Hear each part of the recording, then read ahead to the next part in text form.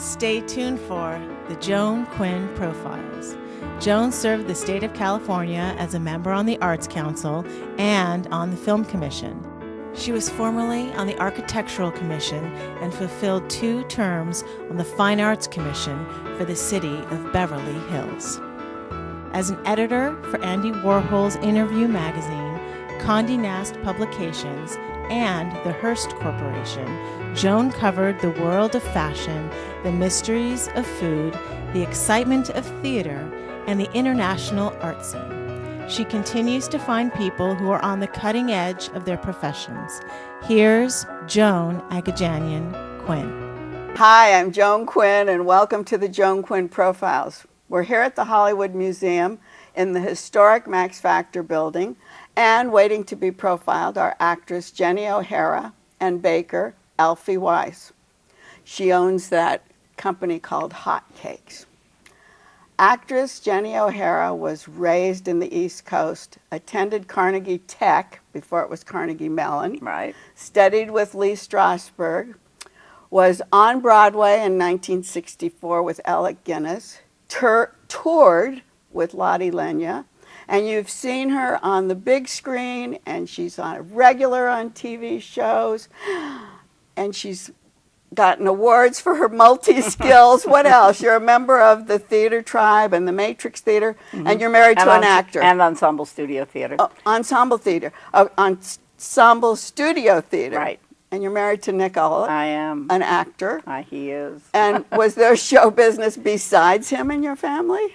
Well, my mother, my mother was always interested in the theater. She was an apprentice when she was a girl in summer stock, and she was? Yeah. She was on the stage? No. Oh, No. She was building scenery. Oh, she Things was? like that, yeah. The apprentices do all the scout work. Did you go and see any of that when she was doing it? No, because I wasn't born yet.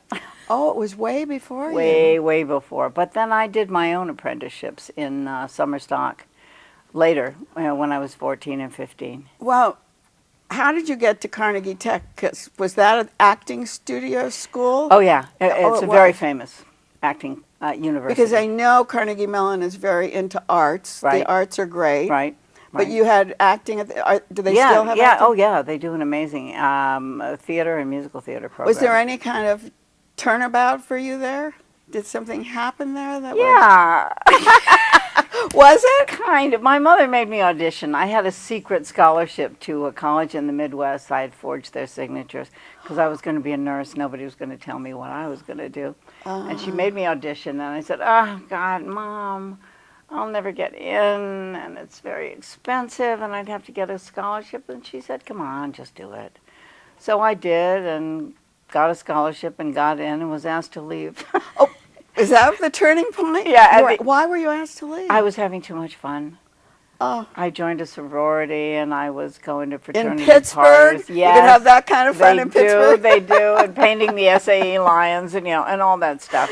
And I wasn't taking it very seriously because it made no sense to me what they were talking about. Well, Pittsburgh's not too far from New York. Then did you go to New York? I did. After that, they said, "Come back in a year or so. Come back when you're too young." When you grow up. Well, I was 17, Yeah. so I was too young, and it was my first time away from home, so it was like, somebody let me out of the box. And my dad wanted me to come back home to Warren, Pennsylvania, and be a secretary at Sylvania for a year. I can see you doing that. Oh, yeah, I would have been deeply invested in that. But I went off to do summer stock and was an apprentice for no pay. But they gave me a part. Oh, that's how that happened? Yeah, they gave me a part, and it was the first time I'd ever had to work really hard for the privilege of being on a stage. But it was a privilege to you. You knew that. It became a privilege and not a given, or not just something. So was that the beginning of your career, Yeah, really? then I went off to New York. And then how did you get on Broadway, or how did you get with Alec Guinness? I auditioned. First I went out with, I studied with Lee Strasberg. Oh, right, you were studying with Right. Lee. So he had connections, too. Did he help his students? No, it was nothing like that. You did the work, and I was observing at the Actors Studio. And I sought that out on purpose because I had an instinct about it. I read about it, and I thought, I understand this sort of approach to acting, but I didn't understand what was going on at Carnegie at that time. Oh, because he made you a part of what was going on too, instead of just talking to you. Yeah, well, it was all about emotional work, and That's it was what I all mean, about yeah. your own, your own body, using yourself in not beats and not bits. It wasn't mechanical or mathematical, and so it made sense to me. And then, I auditioned for stuff, and I got I got Brecht on Brecht with Lenya. That was fantastic. Where did you go incredible. with that? She did a 4-month tour. The only, because she had been in it in the off-Broadway run, the only tour that she would do, the only anything that she would do was those 4 months to universities. And how old was she? Was she old then? Oh, yeah. And yeah. was she really sharp? Oh, sharp as a tack. And I had a great part myself and did wonderful material. But I also had to cover all of her songs. Oh, in case she didn't? In case her voice went. Oh. So I learned them in English and in German. What would happen? And she taught them to me. Would you be in the back if something happened with her voice, or would you have to come on stage and sit with her and sing, or what would happen? I would just step on. Just I would step just on? step in. Yeah. Really? Yeah. She might know before the show that her voice was or if she was singing in German, you just step on and finish it? Yeah. That's fantastic. Yeah. What kind you do what you do. Wow. But what kind of training did that? Spontaneity. I mean, that really is a training ground, isn't it? Yeah, it was. And I left it early because I had auditioned before we went into rehearsal for Dylan, but they hired somebody else who was terrible, and I heard they were looking for me. And and my agent said, "Oh, no, don't bother. You're in a show. It's a stretch." And I thought, well, and I talked to Lenya, and she said, "Go. Oh, how when great. When are you ever going to get to work with Alec Guinness again? May never happen again. Go."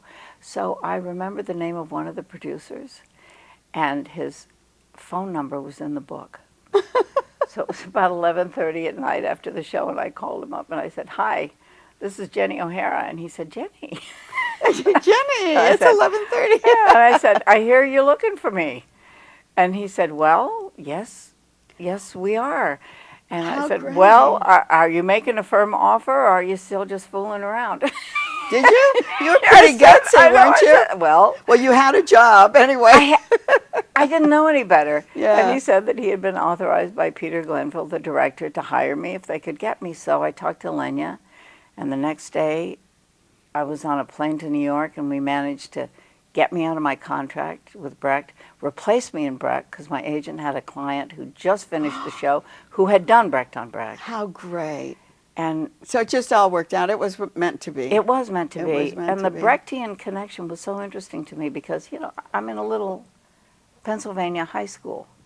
And the poetry of E.E. Cummings and Bertolt Brecht really resonated with me. How I found that poetry, I have no idea. Because I was going to say, you wouldn't know it from Carnegie either, would you? No, but I knew it. I knew it, and I loved it. And I heard it was being done in New York, and I thought, oh, I'll never, ever get to be part of it. Isn't that fabulous? But that's a great beginning for a career that's taken you all these years. Yeah. To one of the things, but you were talking about Strasberg and how to teach. Did you teach that method? Did you teach? Well, I'm teaching now. You're still teaching? I never did before, but I'm teaching now at Risa Brayman's studio at Raymond Garcia Braun, which is a wonderful studio. And do you teach that technique? Yeah, I teach all kinds of stuff. Yeah, all kinds of stuff. Well, shortcuts, all kinds of stuff. So, you came back to L.A. I came out to L.A. from New York. You came out to L.A. And what did you start doing? I just started working here. Lots of TV. Lots of TV. And I've gone back to do plays on Broadway. Have you in between? Broadway. Yeah. Still go back regularly. Well, the last time I saw you on stage, and I don't know how long ago it was, Broadway Missed. I mean, Bakersfield Missed, right. Broadway Missed. Yeah, that's a good one, right? Yeah, that that's very good. Bakersfield Missed, right. Which was fantastic because you and Nick Ullett were in it together. Yeah. And what was that story? It was the story about the Pollock painting. The woman who bought a painting as a joke for a friend, it was based on a true story. She lives in Bakersfield.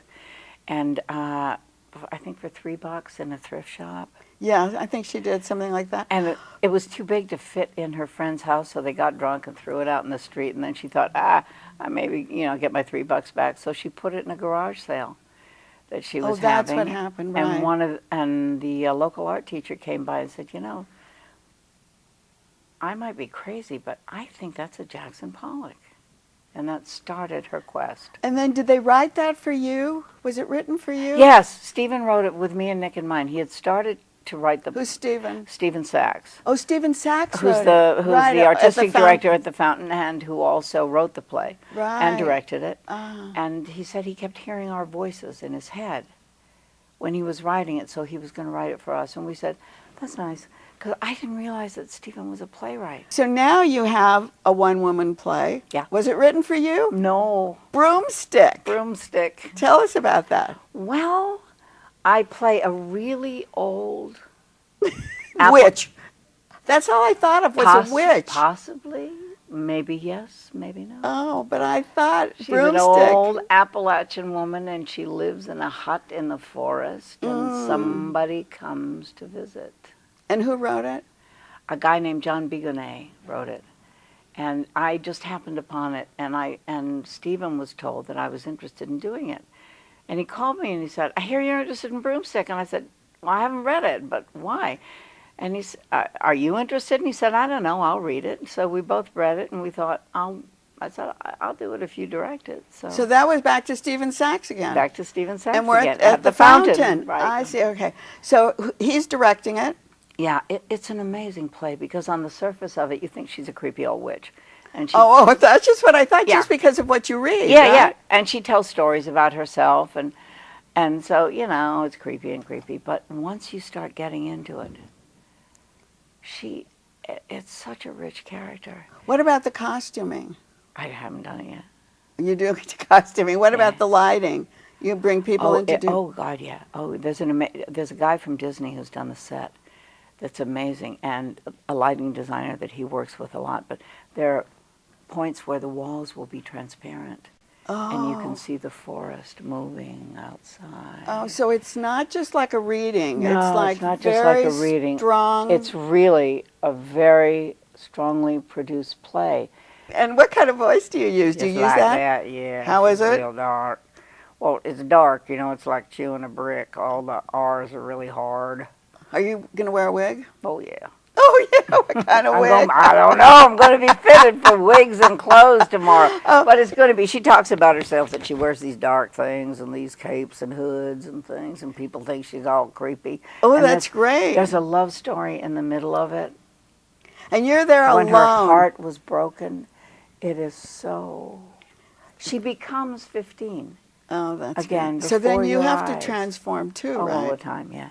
Oh, that's fantastic. Yeah. All right, before we go, the character that you were on TV in King of Queens is totally different from her, isn't it? Yeah, yeah. What was she doing? She was the mother, Doug's mother.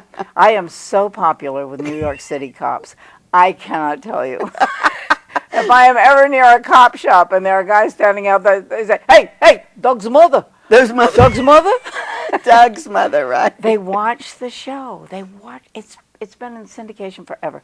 People watch it. I was shooting an episode of Mike and Molly last night, and the audience, gets autographs and things after you're done. And people were asking me to sign because they remembered me in King of Queens. Oh, they loved you that. Well, I didn't want to let that go without talking about so from your popular. witchy broomstick to your... To this lovely mother. I'm so glad you came today. You have to come and see it. Come and see it. Thank you, Jenny O'Hara. You're welcome. And don't go away. We'll be right back with our baker entrepreneur, Elfie Weiss.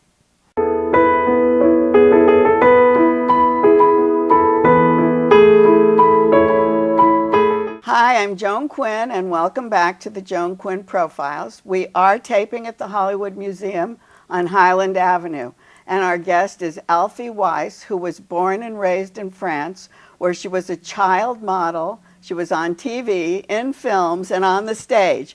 And by the age of 10, she had a singing career.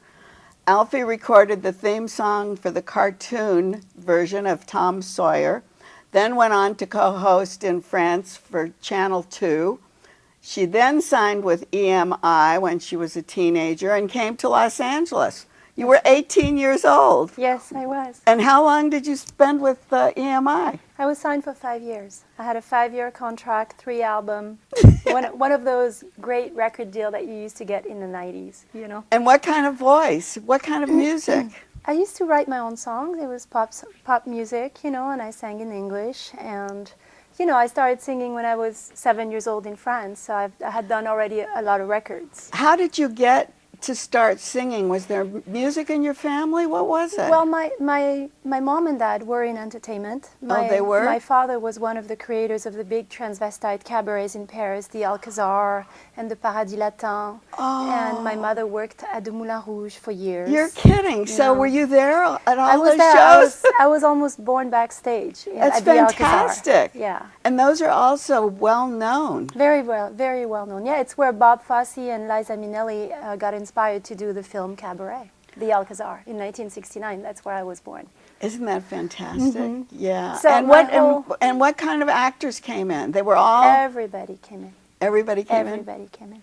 When I was in the womb of my mother, they did the Happy Birthday of Louis Armstrong. Oh, did they? Yeah. So, you know, so everybody was there. So did you get to sing there? I sang at the Alcazar, yeah, when I was 16 years old. Yeah. I did a show there. And then in other places in I mean, France? yeah, I sang at the Olympia in France, at the Zénith.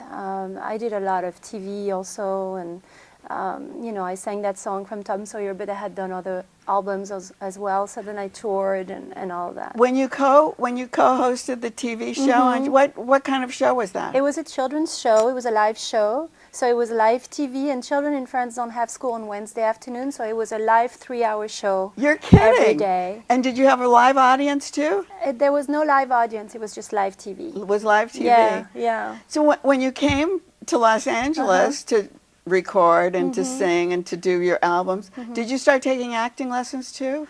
I was taking acting lessons in France. I never took acting lessons in LA. I took singing lessons in LA. Oh, you did? Yeah. Did they send you to someone? No. I had found somebody, Robert Edwards, his name was, and fantastic singing coach that I loved, and so I used to take lessons from him. Was your voice changing because you were young? No, I think that's more for boys than it is for girls. I mean, the voices change? Your range improves a little bit when you become older and lowers, you know. Yeah. But, you know. Did you took ballet and Yes. music at the Conservatoire Yes, in I did. Paris? I Did did. you continue ballet here too? No, I stopped ballet. I mean, I danced for 10 years, 3 hours every morning straight. Did you? So that was it. I'm laying this background because it's amazing. It's very rich and filled. You know, the first chapter of, I always refer life as chapters, and the first chapter of my life was very, very rich and very busy. And you know. also very cultured. Extremely. Yeah. Yeah, because I was always an only child. I was always around adults, and I was always around adults in entertainment. So how different was LA from what you were doing in Paris when you came here? Was it like culture shock? No, I mean, I had been in LA a few times before. The main thing is that, you know, in France I was very famous. I was very known. I couldn't walk down the street. In LA I was anonymous, you know, which is a good thing because you But know, it's hard too, isn't it? It's kind of weird, you know. You're not used to it. It's like, oh wow. I mean, you did a film with Roger Vadim. Yes, I did a film with Roger Vadim. I did many TV shows with Nina Companese, who was a fantastic director as well. I mean, I did a lot of theater. And you did a lot of voiceover. A lot of voiceover in LA. In LA because Yes. of this French accent, Yes. I bet, Yeah. right? Yeah. And did that take precedence in your life It for did. a long I mean, time? it actually paid my bills for a long time. Throughout my 20s, you know, I did a ton of voiceovers. You know, that was a great way of making money. It was fantastic, and it was fun. And it kind of combines both. You know, you're like I was used to be in a recording studio, and I used to be having headphones and watching. So it was like both of them. You're you acting did them both. and yet Right, you're in right, a right, recording right. studio. It was kind of interesting. So we have stage, TV, singing, and now we have baking. This Right. is another chapter. Yes. How did this happen? Well, when my father before he was in entertainment, was a baker. Oh my And gosh. he, in order to be able to pay for his dancing lessons, he would bring cakes to his dancing teachers. And that's how he would be allowed to take the dancing lesson. Oh, If the so cake he was good, trading he was his trading. services. And so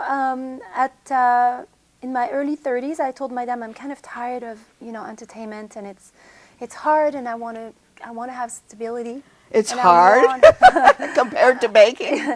I want to have stability. I want to have tangibility, And I said, I'm going to open a bake store. And, at the time in LA, there was not that many bake stores. It was Sweet Lady Jane's, and that's about it. Where did you think you would open? I opened right next to where I live in Venice. I live in Venice, at the edge of Venice and Culver City, and I opened right there on Centinela and Washington Boulevard. And there was a little bake store that a guy had put together, and he wasn't successful, and then I just bought it. So it was really a bakery. It was with already an a bakery. oven and Yeah, it had everything in it. had everything you needed. So then I bought it, and I went to Paris for a month and a half. I did an internship in a fantastic bakery in Paris, and then I just opened the doors and started doing it. And there you were. And that's it. And then you were the winner of the Cupcake Wars. Yeah, and then interestingly enough, it's like entertainment comes back. I know, that's what I mean. I have these producers calling, we want to film a show. I was like, oh yeah, right. Well, that's why you've been on CNN and VH1 and what else? ABC, NBC, CW, the Fox. But you know how to do that all. I do. It's easy. I mean, but you also know how to bake, right? Yeah, it's the best of both worlds. I know, it's fantastic. I mean, baking gives you, the great thing about baking versus entertainment is that baking gives you instant gratification. People come in your store, they eat a cupcake, they eat something, they go, wow, it's great. Or they go, wow, it's disgusting. But most of the time they say, wow, it's great. How did you come on the name? And then hotcakes. Well, that's my ex-husband who used to say, well, you're a hotcake, so you're hotcakes bakes. You're a hot cake. Hot star. Right, So you were hot cakes. Yeah. And did they expect to come and get pancakes from hot cakes? A lot of people think that. But you no. do cook, you do bake breakfast We things. We do morning pastry, we do croissants, we do all of the pastries by hand. It's all artisan baking. And where did this inspiration come from to be a success? I mean, you're totally inspired. Survival. And you're totally Survival. yeah. Single mama, having a little boy, having to feed him. You have to be successful. But you had a career. Yes, but you know what? Not everything lasts forever, and not everything is forever in life, And I was at a time where, I had had that career since I was 7 years old. I was in my early 30s, in the middle of a divorce. I had a little child, and I had to do something. I didn't get to go to college. I didn't do all these things. That's the thing. I worked since I was a child. Right. You didn't have any education, that kind of education, No. formal education. I didn't have anything to fall back on. And my mom said to me something very wise. She says, well, you only have two choices right now. You can either feed people, or you can either do something with their babies. People will always need two things. They will always eat, and they will always make babies. So figure it out. So you figured it out. And I figured it out. But your father figured it out too, a way of survival for him. He did, yeah. Did you think about that at the time? No, I didn't at the time, but I mean, it was... It's natural. It was natural, and I always knew how to bake. I've always baked for people. It was a way of making money when I didn't have money in the times of entertainment, when it's not giving you a part, or you don't have a gig, and, you have to do something. Well, I could cook for people, I could bake for people. So when you won the Cupcakes War, was it the beginning of when people were saying, "Oh, cupcakes are in now"? It was when I opened Hotcakes. I opened. I'm going to show this. 6 months after Sprinkles, so it was right the beginning. Oh. It was the beginning of the trend, So, which I don't think is going to be a trend anyway, because I really believe that cupcakes is the icon of American pastries. We've always had cupcakes. Exactly. It But was just a Sprinkles, matter of reviving it. and they brought it into the forefront. Yeah. This is a beautiful dozen, Yeah, right? We have a dozen. we have a dozen. Tell us from. So you have the chocolate right here, and you've got the chocolate raspberry mousse and the lemon and the red velvet. Oh, we'll go this way. Yeah. Okay. And then I put another chocolate because I like chocolate. Okay. And then strawberry sprinkle, key lime, chocolate mint, chocolate cream cheese, espresso, and coconut. And do you make regular size too? Yeah, we make regular size too. And tell us a little bit. I'm going to hold this croissant So for these Gary are French to see. croissant, and they're made with good French butter, and we make it every day. Well, that was the thing with croissants. When people first started making croissants in LA, somebody said, oh, they don't taste like France because of the water? No, people think it's the water. It's not. It's not the water. It's not the flour. Oh, it's not. It's not the butter. It's a combination of everything. You know, flour in America has a lot more gluten than the flour in France, so that makes things much tougher. Tougher. You know, where French flour is a lot less strong. You know, but it's also the knowledge of how to do it. And you learned that in 6 months when you were an apprentice? apprentice? I learned that. Yeah, that was one of the things I learned in 1 month. Is that right? Mm-hmm. But I already knew how to do it. You know, was it a secret? Is it like a secret to make a great croissant? It's not a secret. It's just a savoir-faire, you know, and it's just you have it in your hands. You have to know the dough. You have to know how it, you know, laminate it, how it's going to make layers. But do you get up in the morning and do this? Not anymore. But you did, right? I did. And what would you suggest to someone who wanted to? Well, before we say what would you suggest, tell us what this is. This is a financier. Financier are little cakes that are made with almond flour. This is a blueberry financier.